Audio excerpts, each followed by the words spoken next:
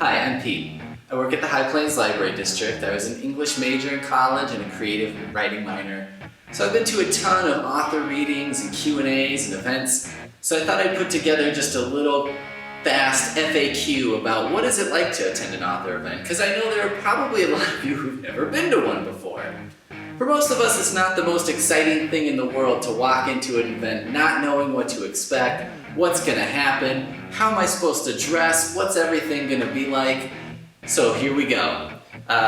Full disclosure, I'm hopeful that this will encourage you to attend our signature author series event with Garth Stein on November 10th. You can find tickets and a link somewhere around, I'm sure. But these apply to any kind of author event you might go to. So I had to put in my little plug there, but now let's get on with it. Question: what happens at an author event? Usually there's reading, Q&A. It's fun. It's meant to be fun. It's kind of a live performance of a book. Sometimes an author will read something that they've written a long time ago, their most popular thing. Sometimes they'll bring something new to the table. It just kind of depends on the author, what they're doing, how they like to do it. But in general, you can count on getting some form of a reading or maybe a speech, followed up by some Q&A. What's the purpose of a reading?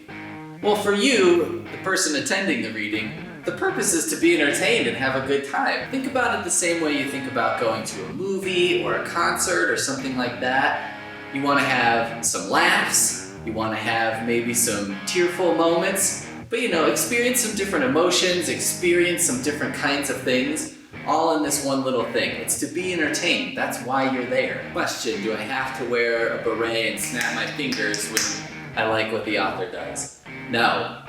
You're probably thinking of especially a beat poet type of reading, but sometimes poetry readings work that way. But for the most part, it's cool to clap or react or do the normal kinds of things you would do as the author is performing. As far as berets go, just some fashion tip here. Here's a fashion tip for those of you who aren't sure whether or not you should wear a beret. If someone has specifically told you, someone that you trust, that you look good in a beret, wear the beret. If no one has specifically told you you look good in a beret, skip it. Question: am I supposed to dress up for this? Whatever clothes you're comfortable in are just fine. Provided, pants, shoes, that kind of thing. But if you're comfortable in shorts, it's fine to show up in shorts. If you're comfortable in a suit, it's okay to show up in a suit. Most of the people will be dressed in jeans and a shirt. That's kind of typical dress for a reading. But you don't have to dress special if you're coming straight from work and you have a job that requires you to dress a certain way. Feel free to wear that. If you're coming straight from the gym, feel free to wear your gym clothes, provided they're not absolutely saturated in sweat. Whatever you'll be comfortable in is totally fine. How long will it be? In general, a reading or an author event is about an hour. So it's about an hour when you put it all together. Their talk, their reading, Q&A, all that kind of stuff. Expect to be seated and hanging out for about an hour. Question: how should I prepare? You don't need to prepare. This is not a class. You don't have homework. If you were interested in asking the author a question, you might think about some questions you want to ask before you get there. You might think about things of theirs that you've read or something you just might like to ask this author. So you have that in mind before you get there, but there's no requirement. There's no worksheet that you have to turn in order to get in. There's no quiz at the end. It's all good. Question: can I come to the event even if I've never read the author's work before? Of course you can. Again, think about it like a concert, right? You go to a concert, there are some huge mega fans for that band at the show. They know everything, they know every lyric, they're singing it, usually loudly in your ear, the entire show. And then you've got people who've never heard the band before, and they show up and they can also have a good time. So if you think it's someone you might enjoy, or an author you might enjoy, or if you just generally enjoy that kind of thing, feel free to show up having never read the book. That's great. I can tell you any author would be thrilled to have someone who's never read their books at their reading. Question: are there snacks like at the movies? Well, yes and no. No, there's not a snack bar, there's not a popcorn machine.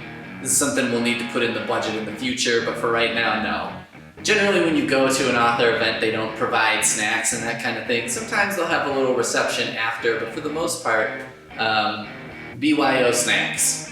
Now here's the plus side of this. nobody's gonna be inspecting you for contraband Snickers or whatever. So if you want to bring a candy bar or something like that, feel free. Just try and be mindful of the people around you as you're unwrapping it and stuff like that. Question, how early should I arrive?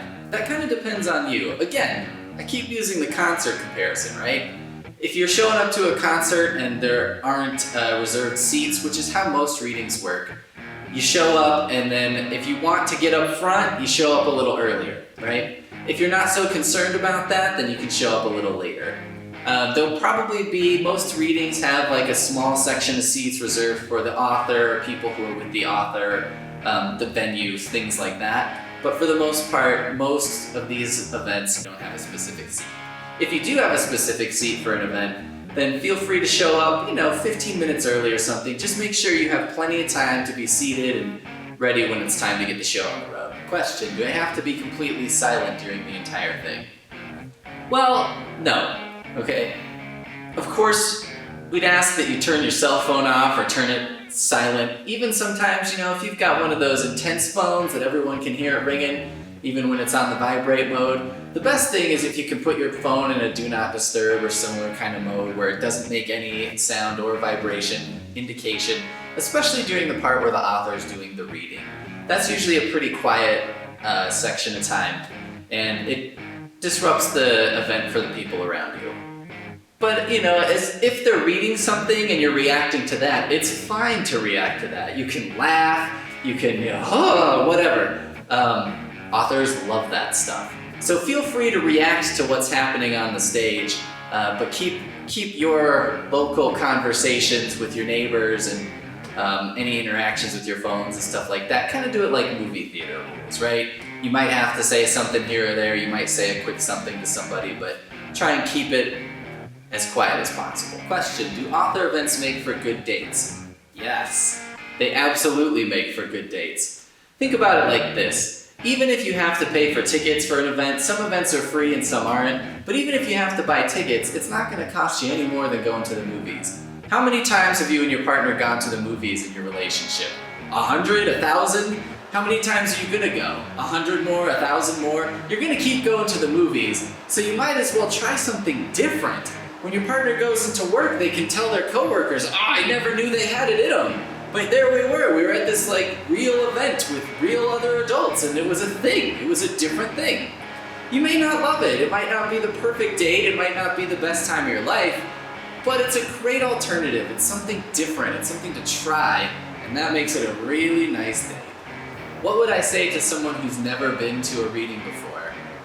I would encourage you to give it a shot. It's very low risk, it's an hour of your time, and maybe you'll like it. Maybe you'll discover that this whole time you should have been going to readings and experiencing this other part of the world that you haven't been a part of. You'll find that the people there are a very welcoming community. They're happy to bring more people into the fold. This is not the kind of event you go to where it's exclusive, where the people are there because they feel hoity-toity and they welcome other people reluctantly, right? People who like books want more people who like books in the world. We want you there, we want people like you there, and we want people who are really different from us there. We want any kind of person who's there, we'll take it.